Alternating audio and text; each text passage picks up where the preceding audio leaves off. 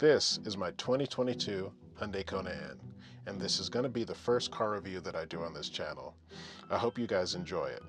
The reason why I chose to do this car is because I wanted to be genuine in telling you how I feel about it, simply because I've been driving it for a year, so I hope at this point I know the pluses and the minuses.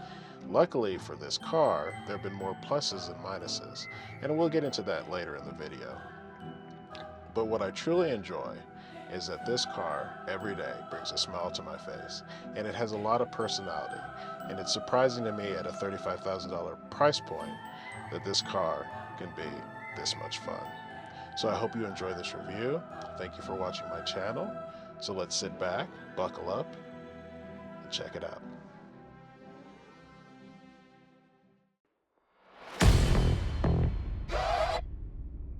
Yeah.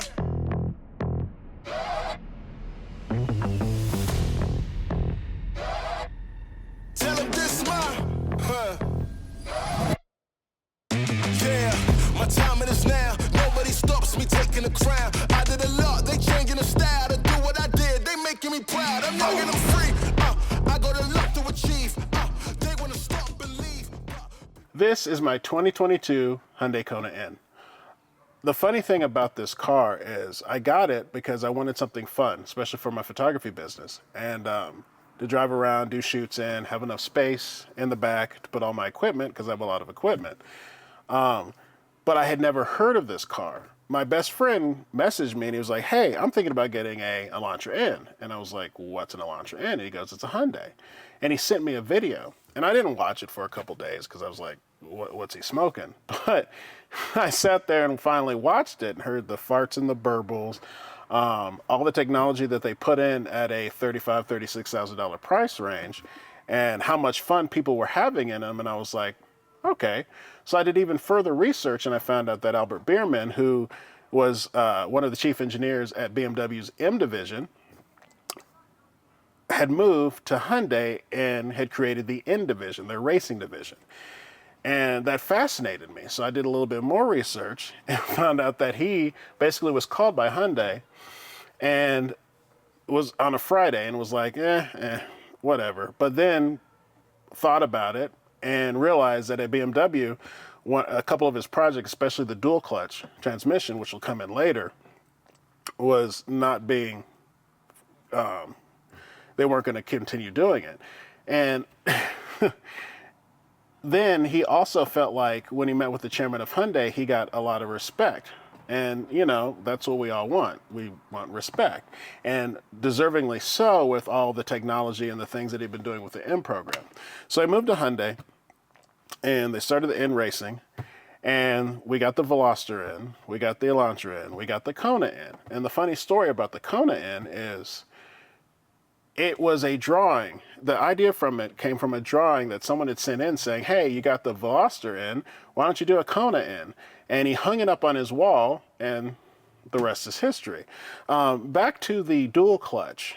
Two of my favorite cars that I've ever owned were an R32 Volkswagen and an S4 Audi, and they both had dual clutch transmissions.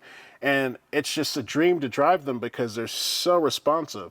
And once I found out that this has a wet dual clutch, something that he wanted, I kind of fell in love. And luckily I was able to go to the Hyundai dealership, and this was during the time where you could barely find cars anywhere. But they had one actually as a loaner car, but the head of finance, she was driving it because her car was in for service, and she wanted kind of a cool car. So she actually let it take it out. And the rest is history. That's when I fell in love with this car. I had a lot of fun just in that test drive, and I only had to wait, I think it was about 2 months when I ordered it. And once I got it in, I had ordered a black one.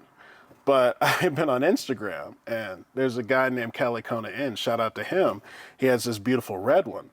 But sometimes red is hard to, you know, see without seeing it in person. So the sales lady said, hey, the red one came in before the black one. Would you like to come check it out? Got it that evening. The red on this car is actually really, really good. In fact, I think it's the best color in the Kona for sure. But yeah, that's how I got my Kona N. So let's dive into the interior and features. Now let's talk about the interior of the Kona N. It's not going to win any awards for best interior or best interior design, but luckily it has all the latest tech that you need.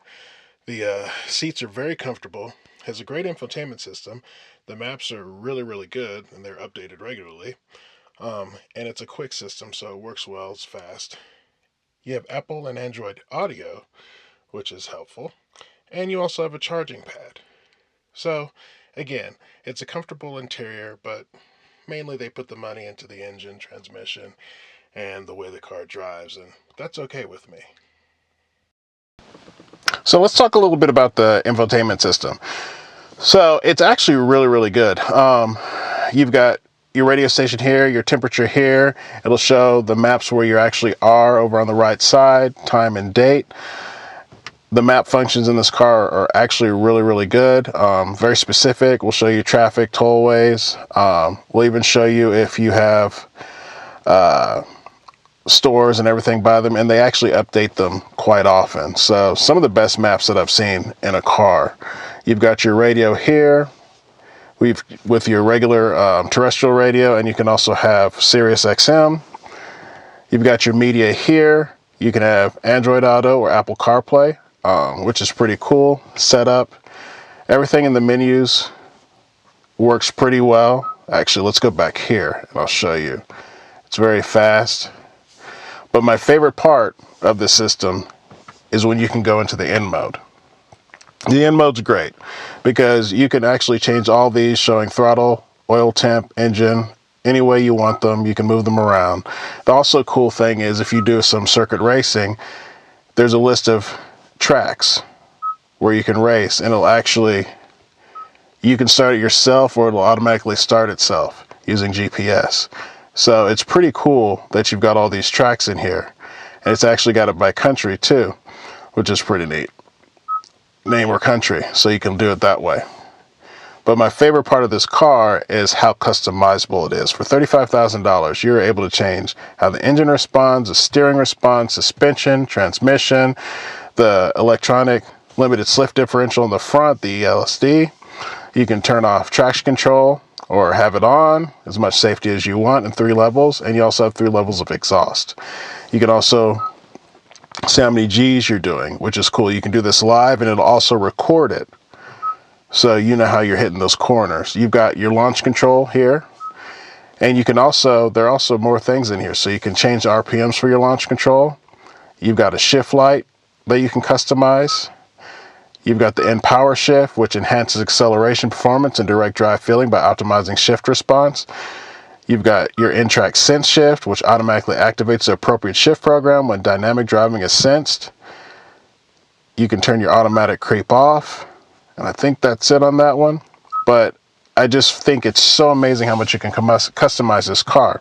I'll show you the buttons. So the N button on the right actually allows you to put it in full N mode, and it also allows you to have it in custom. So if you tap it once, it'll be full N mode, but if you tap it twice, it'll be your custom mode, which is what we have here, which is really cool. The button on the left is actually customizable as well, and you can have different modes set up there. So when it comes to customizing this car and just being able to change everything you want, it's pretty amazing for the $35,000 price range. So if I was going to go through likes and dislikes this car, the 2 dislikes I have are that I feel like the ride is a little rough. You get used to it after a while, but when you hit a really big pothole, it hurts. The other thing is the interior. You can only get it in all black, and it's not going to win any awards, but I kind of like how they put all of their resources into the performance aspects of this car. The amazing brakes, the transmission, the steering, and what else? What am I leaving out? The engine, all can be adjusted, and I'll show you that in the menu here in a few. And that's what kind of makes the car special, especially at that very low price point, that you have all the customizations that you want. Another thing is that the exhaust on this car, what I do like about this car, another thing is that the exhaust kind of punches higher, and the handling punches higher than what you would expect on something at this price point. Like, think about it. This car does extremely well. They built the N division and the N cars for them to be trackable, so you don't have to make any kind of adjustments to them. You can put them on an autocross track and have a blast, and that's pretty neat for, again, a price point of $36,000. Like, the other cars that you would think about would be like the Type R or the new GR Corolla, and those are going to cost you at least $10,000. And with the markups that we have right now, a lot more than that. It's kind of a crazy car world we live in. So when it's hard to find bargains out there in the car world, especially with the markups and dealers being greedy, uh, this is kind of a neat car that you can get that doesn't cost a lot, but you can have a lot of fun with. So kudos for Hyundai. The unfortunate thing, though, is we know that there's going to be a 2024 Elantra in. The Kona just got a refresh, but they haven't shown a new Kona in. And the Veloster N they stopped making a year back. So there's a good chance that there's not going to be a 2024 Kona N. And that's a shame, but we know with everything going electric or hybrid that car makers aren't really putting a lot of effort and a lot of money into ICE cars anymore. So if you like electric cars, luckily there's going to be an Ioniq in. And then the other electric that they just came out with, I can't remember what the name of it is also supposed to have an N version. So there are really cool things coming out with the N division for Hyundai, and it'll be interesting to see what the future is. Thank you so much for watching my first car review. I had a blast doing it, and I'm excited about making the next one, which will be on the Hyundai Elantra N. So I will have that out soon, and have a great day.